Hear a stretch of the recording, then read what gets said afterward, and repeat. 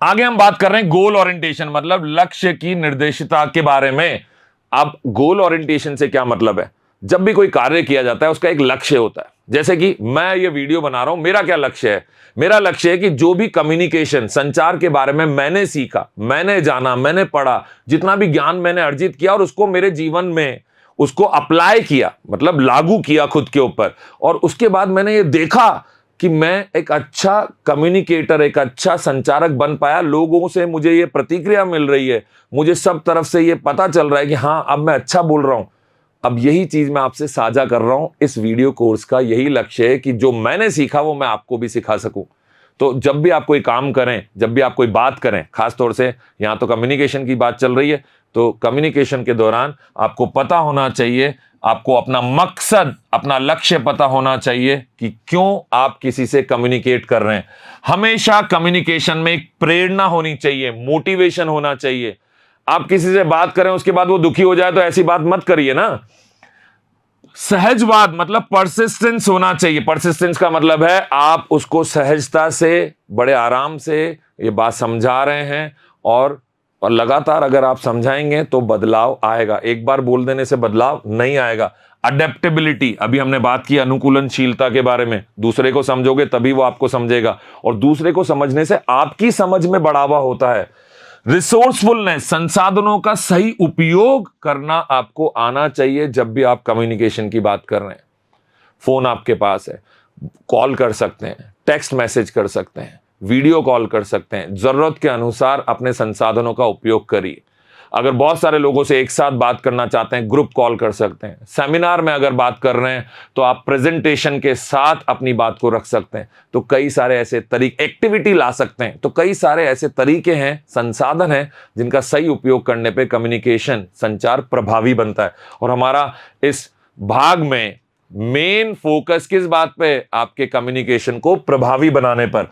Accountability, जब आप किसी से बात करते हैं तो आप जवाबदेही है आपकी इस बात के प्रति कि आपने उनसे जो भी कहा वो सही कहा, उचित कहा और उनके फायदे के लिए कहा। तो ये आप जवाबदार हैं, आपका उत्तरदायित्व बनता है कि आप सही बात करें। इसीलिए मैंने आपको बताया था, ईमानदार होके खुले तरीके से बात करिए, जैसे हैं वैसी बात करिए, क्योंकि इससे जो भी बात निकल के आएगी वो परफेक्ट निकल के आएगी, उसमें कोई भी झूठ नहीं होगा। फिर कॉन्टिन्यूअस लर्निंग, जब किसी से बातचीत करने का अच्छा तरीका सीखना है तो लगातार सीखना है। एक दिन सीखना, 2 दिन सीखने से काम नहीं होगा। जो भी ज्ञान आप अर्जित करना चाहते हैं, उसे बेहतर बनाना चाहते हैं, अपने जीवन में समाहित करना चाहते हैं, कोशिश करिए आप उसे लगातार सीखें, उस पर प्रैक्टिस करते रहिए। और मेजरेबल मतलब प्रोग्रेस जो हो वो मापनीय हो। अब ये कैसे हो सकती है मापनीय प्रोग्रेस? आप कोशिश करिए समय समय पे प्रतिक्रिया लें। आप कोशिश करिए, आप देखिए जब कभी मैं कोई वीडियो बनाता हूं तो वहां पे लोगों के कमेंट्स आते हैं। अब अच्छे कमेंट्स भी होते हैं, कई लोग अपनी पसंद के कमेंट्स भी करते हैं, लेकिन मैं हमेशा सकारात्मक चीजें देखता हूं। नकारात्मक कमेंट में भी देखता हूं कि कोई सुधार की गुंजाइश है क्या, कहीं किसी ने ऐसी बात तो नहीं लिखी जो सच में उसने अपने तरीके से भले ही शब्दों का प्रयोग गलत किया हो, पर मेरे लिए वो हितकारी है। मुझे उसमें कोई ना कोई ऐसी चीज मिल जाती है जिससे मैं खुद में और बेहतर सुधार कर पाऊं। तो ये कुछ ना कुछ मेजरेबल प्रोग्रेस आपकी होनी चाहिए। आप खुद से भी आत्ममंथन करके या अपने किसी निकटतम व्यक्ति से, अपने परिवार के किसी सदस्य के साथ या किसी मित्र के साथ आप ये बात साझा कर सकते हैं कि बताओ पहले जैसा मैं बोलता था, अब जैसा मैं बोलता हूं। आत्मविश्लेषण भी होता है। तो इस तरह से आप किसी तरीके से मेजर करिए, मापनीय दंड जो हैं वो ऐसे कुछ ना कुछ लेके आइए जिनके आधार पर आप ये देख सकें कि आप पहले से बेहतर होते जा रहे हैं। फिर बात आती है कल्चरल अवेयरनेस की, सांस्कृतिक जागरूकता की। जब कभी भी आप बहुत सारे, क्योंकि दर्शक भिन्न है, वो एक जैसे नहीं है सारे लोग, तो इसलिए हमारी संस्कृतियों में जो फर्क है उसको भी आपको समझना पड़ेगा, आपको जागरूकता लानी पड़ेगी। विविधता के प्रति आपके मन में सम्मान होना चाहिए, आपकी बातचीत में सम्मान होना चाहिए, ओपन माइंडेडनेस होनी चाहिए, खुले दिमाग के साथ आप बात करिए, सहानुभूति के साथ आप बात करिए। सांस्कृतिक रूप से प्रभावी संचार आपको बनाना होगा। ऐसा नहीं है कि आप एक विशेष संस्कृति के लिए ही बात कर रहे हैं, आप बात कर रहे हैं भिन्न लोगों से जो आते हैं भिन्न परिवेशों से। इसलिए आपको ये अपना जो भी संचार है उसको अलग अलग संस्कृति को दिमाग में रखते हुए बनाना पड़ेगा। जब भी बात हो तो समाधान के प्रति हो, उससे संघर्ष उत्पन्न नहीं होना चाहिए, समाधान उत्पन्न होना चाहिए। तो कॉन्फ्लिक्ट का रेजोल्यूशन करना आपको आना चाहिए और सहयोग और टीम के एक साथ काम करने को प्रदर्शित करना चाहिए। कोलैबोरेशन होना चाहिए, टीम वर्क होना चाहिए। सब कुछ मैं अकेले नहीं कर रहा हूं, ये वीडियो भी मैं बना रहा हूं तो मैंने ही प्रेजेंटेशन बनाया, मैं ही यहां बोल रहा हूं, मैंने ही ये कैमरा लगाया, ऐसा कतई नहीं है। मेरे इस प्रेजेंटेशन में मेरी टीम का हाथ है, उनका सहयोग है। ये वीडियो अगर अच्छा बन रहा है तो ये मेरी टीम के सहयोग से बन रहा है, हम सब ने मिलकर किया। ये भाव आपके मन में होना चाहिए, कोई भी काम करते वक्त आपके मन में होना चाहिए कि ये मैं अकेला नहीं, हम सब मिलकर कर रहे हैं, जो भी उस काम में शामिल लोग हैं। फिर बात आती है सांस्कृतिक संवेदनशीलता की और वैश्विक दृष्टिकोण की। जब भी बात चल रही है तो सबके बारे में सोचते हुए बात चल रही है। किसी व्यक्ति विशेष की बात अगर आप कर रहे हैं तो वो 2 लोगों तक ही सीमित है, लेकिन अगर आप बहुत सारे लोगों से संबोधित हैं, आप बहुत सारे लोगों को एक साथ एड्रेस कर रहे हैं, उनको एक साथ संबोधित कर रहे हैं, तो फिर आपको सबका विशेष ध्यान रखना पड़ेगा। आगे हम बात कर रहे हैं यूज ऑफ टेक्नोलॉजी की, प्रौद्योगिकी का उपयोग। अब आजकल बहुत सारी टेक्नोलॉजी आ गई है। अभी आप और मैं, ये जो वीडियो मैं बना रहा हूं, ये भी टेक्नोलॉजी के माध्यम से बन रहा है और ये आपके पास भी पहुंचेगा तो वो भी टेक्नोलॉजी के माध्यम से ही पहुंचेगा। तो आपको पता होना चाहिए कि आपकी प्रोडक्टिविटी को, आपकी उत्पादकता को, आपकी प्रोफिशिएंसी को, आपकी एफिशिएंसी को, ये कौन से टेक्नोलॉजी के माध्यम से आप और बेहतर बना सकते हैं। समझ रहे हैं आप मेरी बात? जैसे ऑडियो नोट सुनना, रिकॉर्डिंग कर लेना, फिर उसको दोबारा सुनना, फिर उसको अपने मित्र को सुनाना। तो ये इस तरह की कई सारी टेक्नोलॉजी का इस्तेमाल हम कर सकते हैं। कुछ नवाचार भी कर सकते हैं, इनोवेशंस भी आप अपने जो स्पीच है, जो कम्युनिकेशन है, इसमें शामिल कर सकते हैं। टेक्नोलॉजी का एक सबसे खास फायदा क्या है? एक्सेसिबिलिटी। आज मैंने एक वीडियो बनाया, उसको अपलोड कर दिया, यूट्यूब पर डाल दिया, अब पूरी दुनिया उसको देख सकती है, सबके लिए वो अवेलेबल है। क्योंकि मेरा टारगेट है कि बिना पैसा खर्च करे जो भी ज्ञान मैं लोगों तक पहुंचा सकूं। मेरा पैसा नहीं, आपका पैसा खर्च नहीं होना चाहिए, वो ज्ञान मैं आप तक पहुंचा दूं। तो आप जो वीडियो देख रहे हैं, इसके लिए आपको कोई पैसा तो नहीं देना पड़ रहा, देना भी नहीं चाहिए, लेकिन आप एक्सेसिबिलिटी के माध्यम से लोगों तक पहुंच बना सकते हैं, दूर दूर तक, वैश्विक पहुंच। और यही बात बोलती है वैश्विक कनेक्टिविटी, जो ग्लोबल कनेक्टिविटी जिसको बोलते हैं हम।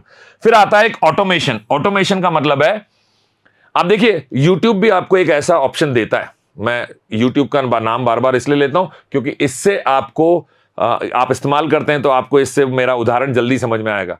कि मान लीजिए मुझे रात को 12 बजे एक वीडियो अपलोड करना है। मैं रोज अपने कम्युनिकेशन के वीडियोस का एक चैप्टर, एक भाग जो है, उसको सब लोगों से साझा करना चाहता हूं। अब रात को 12 बजे जाके खुद अपलोड करूं, उसकी जगह मैं टेक्नोलॉजी के माध्यम से, ऑटोमेशन के माध्यम से, स्वचालन, इसके माध्यम से अभी अपलोड कर दूंगा। उसमें 12 बजे का टाइम सेट करूंगा और 12 बजे वो अपने आप अपलोड हो जाएगा। अब वो 12 बजे के बाद कोई भी व्यक्ति उसको पूरे विश्व में कहीं भी देख सकता है। तो इसी को हम बोलते हैं ऑटोमेशन। तो आजकल हर काम में टेक्नोलॉजी के माध्यम से ऑटोमेशन धीरे धीरे पॉसिबल हो चुका है। फिर आता है डेटा का विश्लेषण। जब ये वीडियो प्रदर्शित होगा तो मैं जो डेटा एनालिटिक्स है उसके माध्यम से ये देख पाऊंगा कि मेरे वीडियो को कितने देशों में देखा जा रहा है। जैसे मेरे अभी तक के कई सारे वीडियोस का जब मैंने डेटा एनालिटिक्स किया, डेटा का विश्लेषण किया, तो मुझे पता चला कि 5 ज्यादातर, मतलब बहुत पूरे विश्व में देखा जा रहा है, लेकिन 5 ऐसे देश हैं जहां पे मुझे सबसे ज्यादा देखा जाता है। अमेरिका में, यूएई में, जो जहां दुबई जिसमें आता है, और हिंदुस्तान में तो सबसे ज्यादा देखा ही जाता है। पाकिस्तान में भी लोग देखते हैं क्योंकि वो हमारी भाषा समझते हैं ना, तो इसलिए उनको ये इस भाषा में सारी बातें समझ में आती। तो इस और ज्ञान की कमी के कारण हो सकता है कि उनको यहाँ ज़्यादा अच्छा डेटा मिलता हो। तो बहुत सारे देश में मुझे देखा जाता है। ये कैसे पता चला मुझे? डेटा का एनालिटिक्स। और ये टेक्नोलॉजी आपको इस चीज़ के लिए एम्पावर करती है, आपको वो क्षमता, वो शक्ति देती है कि आप जान सकें और बेहतर तरीके से अपने कंटेंट को, अपने स्पीच को तैयार कर सकें। फिर आता है कम्युनिकेशन, संचार। टेक्नोलॉजी के माध्यम से ही संचार हो रहा है, आप तक भी मैं पहुंच पा रहा हूं। आप रोज फोन के माध्यम से हजारों लाखों लोगों से बात कर सकते हैं, मतलब अपने नजदीकी लोगों से, दूर दराज के लोगों से, किसी से भी कोई डेटा के शेयर कर सकते हैं, कोई फाइल शेयर कर सकते हैं, फोटो शेयर कर सकते हैं। तो ये सब कुछ टेक्नोलॉजी के माध्यम से हो पा रहा है और इस टेक्नोलॉजी के साथ हमें जुड़ना ही होगा। आने वाला समय टेक्नोलॉजी का है, तो आप कितना भी कहें कि टेक्नोलॉजी नुकसान कर रही है, अरे आप उसको सीमित तरीके से उसका इस्तेमाल करिए और उसका सकारात्मक तरीके से उसका इस्तेमाल करिए, तो टेक्नोलॉजी आपको नुकसान नहीं पहुंचाएगी, आपको सुदृढ़ बनाएगी, आपको मजबूत करेगी। और शिक्षा और अध्ययन में तो टेक्नोलॉजी आज की तारीख में जादू कर रही है। मिशन ज्ञान के माध्यम से हम कई सारे बच्चों को जो दूर दराज गांव में बैठे हुए हैं, ऐसे बच्चों को हम पढ़ा पा रहे हैं और ये हमारे लिए आत्मसंतुष्टि इतनी बड़ी है कि टेक्नोलॉजी ने हमको इतना सुदृढ़ बना दिया कि हम लोगों तक पहुंच पा रहे हैं, दूर दूर तक। फिर बात आती है कॉन्फ्लिक्ट रेजोल्यूशन की। जब इफेक्टिव कम्युनिकेशन की बात हो तो संघर्ष का समाधान करना हमें आना चाहिए। कैसे होता है आप देखिएगा, इसको बोलते हैं प्रॉब्लम सॉल्विंग स्किल। इसका एक ही तरीका है, आप किसी भी समस्या के हर पहलू के बारे में सोचिए, फिर कोशिश करिए कि आप देखें क्या ऐसी समस्या पहले भी आई है तो उसका क्या सॉल्यूशन निकाला गया था, उस सॉल्यूशन के, उस समाधान के क्या परिणाम हुए। समाधान तो निकला, लेकिन उस समाधान के क्या उचित परिणाम भी निकले। ये जब विश्लेषण आप करते हैं तो आपकी प्रॉब्लम सॉल्विंग स्किल्स मजबूत हो जाती हैं। नेगोशिएशन, सब्जी मंडी जाते हैं तो सब्जी वाले से नेगोशिएट करते ना, भैया ये भाव ज्यादा है, थोड़ा कम करो ना, भैया सब्जी के साथ थोड़ा धनिया मिर्ची भी डाल देना। तो ये सारा जो नेगोशिएशन है ये भी कम्युनिकेशन का एक हिस्सा है। जिसको नेगोशिएशन आ जाता है वो बहुत अच्छा बिजनेसमैन बन सकता है, तो बहुत अच्छा सेल्समैन बन सकता है। तो कोशिश करिए कि ये जो मोल भाव नेगोशिएशन है, समझौता है, ये भी आपको अच्छे से करना आए। ये कम्युनिकेशन को बहुत मजबूती देता है। फिर आती है मध्यस्थता। मध्यस्थता मतलब जो आप एक मीडिएशन करते हैं, एक मीडिएटर का काम निभाते हैं। जब दो लोगों में कॉन्फ्लिक्ट हो गया, झगड़ा हो गया, नाराजगी है, तो कोई तीसरा आके उस झगड़े को बढ़ा भी सकता है, लेकिन उस झगड़े को खत्म भी तो कर सकता है। तो वो जो मीडिएटर का काम है, मध्यस्थता करने का जो काम है, ये भी एक अच्छा कम्युनिकेटर ही कर पाता है। कॉम्प्रोमाइज, समझौता, ये समझौता उस नेगोशिएशन से अलग है। वहां पे तो दो लोग मोल भाव करने के बाद एक समझौता पे आए। यहां कॉम्प्रोमाइज में कभी कभी ऐसा होता है कि एक इंसान को, एक पक्ष को बैकफुट पे जाना पड़ता है, उसको अपने कदम पीछे खींचने पड़ते हैं। वो उस बात को समझ जाता है कि यहां मेरी गलती थी, यहां मुझे अपनी गलती मान के पीछे हो जाना चाहिए। तो ये एक अच्छे कम्युनिकेटर का प्रभाव हो सकता है कि वो किसी को कॉम्प्रोमाइज करने पे मजबूर कर दे। और जो अच्छा कम्युनिकेटर है वो दो लोगों के बीच में अच्छा विश्वास का निर्माण करने में भी गहरा काम कर पाता है। और कम्युनिकेशन स्किल्स के भाग 7 के अंत में मैं आपको बताना चाहूंगा कि एक अच्छे कम्युनिकेटर को खुद के बारे में भी जागरूक होना चाहिए, जिसको हम बोलते हैं सेल्फ अवेयरनेस, आत्म जागरूकता। क्यों? क्योंकि जब आपको अपने बारे में जानकारी होगी तभी तो आप बेहतर तरीके से अपनी बात को रख पाएंगे। तो सबसे पहले आप कोशिश करिए कि आपको अपनी भावनाओं की समझ हो। जब खुद की भावनाओं को समझ पाएंगे तभी दूसरे की भावनाओं को समझ सकेंगे, और जब अपनी भावनाओं को समझेंगे तभी अपने आप को ढंग से अभिव्यक्त कर पाएंगे। आपको पता होना चाहिए कि आपके सामर्थ्य क्या हैं और आपकी कमजोरियां क्या हैं, क्या है आपकी स्ट्रेंथ, कहां आप जबरदस्त हैं, जहां आपको कोई नहीं हरा सकता, और कहां आप थोड़े कमजोर पड़ जाते हैं। क्योंकि जब आपको अपनी कमजोरियां पता होंगी तभी जाके आप अपनी उन कमजोरियों पर काम कर पाएंगे बेहतर बनने के लिए। याद रखिए, अगर आपको अपने उद्देश्यों के बारे में पता है, आप कोई भी काम कर रहे हैं तो क्यों कर रहे हैं, और आपको पता है कि आप किन मूल्यों के साथ आगे बढ़ना चाहते हैं उस उद्देश्य की प्राप्ति के लिए, उद्देश्य भी पता है और मूल्यों की जानकारी भी आपको पूरी तरह से है कि साहब मैं काम करूंगा तो मेरे काम करने का ये तरीका है, मैं गलत तरीके से काम नहीं करूंगा। हम उन लोगों में से नहीं है जो अपने उद्देश्यों की प्राप्ति के लिए कुछ भी तरीका अपना लें। मूल्यों के साथ आगे बढ़ेंगे तो लंबे समय तक लोग आपको याद रखेंगे और कार्य भी आपका ऐसा होगा जिसकी सराहना की जाएगी। तो और आपको भी आत्मसंतुष्टि तभी मिलेगी जब आप सही मूल्यों के साथ अपने उद्देश्यों की प्राप्ति करेंगे। लेकिन सबसे ज्यादा जरूरी है सेल्फ अवेयरनेस में कि आपको पता तो हो कि आपके उद्देश्य क्या हैं और आपके मूल्य क्या हैं। संचार को हमेशा प्रभावी बनाने की कोशिश करिए। जब भी किसी से बात करें तो ऐसे नहीं कि बस बात कर ली बस करनी थी। जब भी आप बात कर रहे हैं तो आपकी एनर्जी लग रही है, आपका टाइम लग रहा है, ऊर्जा लग रही है, समय आप दे रहे हैं। तो जब आप इतना प्रयास कर रहे हैं तो संचार हमेशा प्रभावी बनाने के लिए प्रयास करिए। जब भी आप प्रभावी संचार करने का प्रयास करेंगे, जब भी आप सेल्फ अवेयर होंगे, जब आप अपने लिए आत्म जागरूक बनेंगे, तो आपके निर्णय लेने की क्षमताओं में सुधार होगा।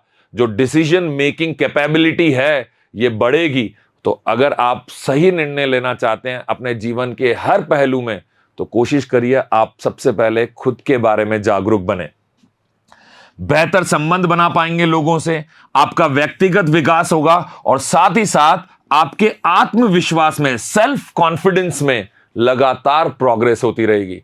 तो दोस्तों याद रखिए कि जिसे अपने बारे में पूरा ज्ञान है वही दुनिया को ज्ञान दे सकता है। तो दुनिया को ज्ञान देने से पहले खुद के लिए जागरूकता लाइए। उम्मीद करता हूं कि आपको जितना भी मैंने अभी तक समझाया ये समझ में आ रहा होगा। मैं कोशिश करता हूं कि मेरी भाषा ऐसी रहे जिससे कि चीजें समझने में आसानी हो, मेरे उदाहरण ऐसे हों जिससे आपको बात मजेदार लगे और आसानी से समझ में आ जाए। जल्दी मुलाकात होगी कम्युनिकेशन स्किल्स के अगले भाग में। तब तक के लिए धन्यवाद।